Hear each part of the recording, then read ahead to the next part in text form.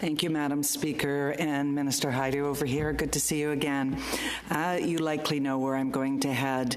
The job market is tough for young people. I believe it's a 14% unemployment rate.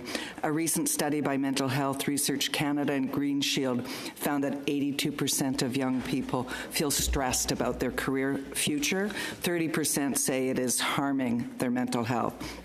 It's even more alarming for First Nation, Métis, Inuit, Black, African, Caribbean, 2S LGBTQ+. This is a crisis that the current system is failing. Can you share how your department is supporting young people across Canada to enter and sustain themselves in the workforce and also address their mental health pressures? Madam Minister. Thank you very much, Madam Speaker, and I would like to take a moment to thank that particular senator for her work and allyship during the global pandemic, and we had many moments where we convened to talk about how we could support young people during that very difficult time, and I will never forget your kindness. Never forget her kindness, Madam Speaker. I will also say this: the senator is right to point out the connection between purpose and between mental health. And I have thought a lot about this in my life and in my career. In fact, my career prior to politics, I spent a lot of time with young people and a lot of time with Indigenous people and a lot of time with excluded people. And purpose and connection to community was one of the things that could help young people begin to heal, oftentimes from very traumatic situations in their lives.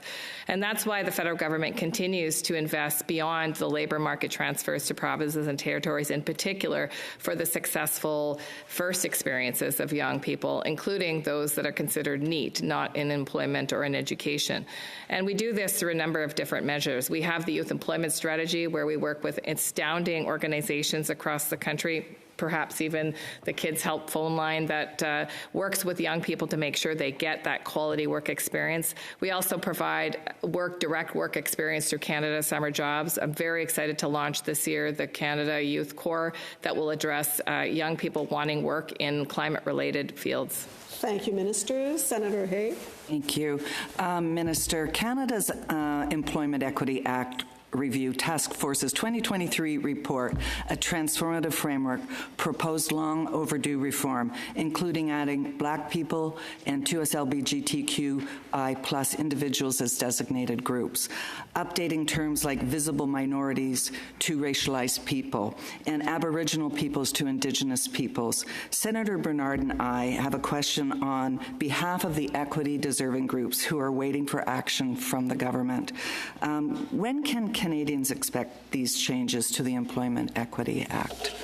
Madam Minister.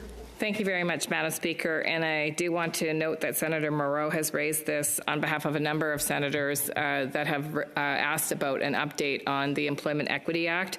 I believe this is a very important act, especially as we see attacks on diversity, equity, and inclusion coming from, in particular, conservative voices, not just in other countries, but in our country as well. The rights of people who have won those rights in many times in very fierce battles are being undermined and being threatened, and it's having real life experiences, having real life impact for people all across our communities. And so I've asked for the department to provide me an update on the What We Heard report, which was apparently recently, there were consultations recently undertaken last year. As soon as I hear... Thank you, Minister.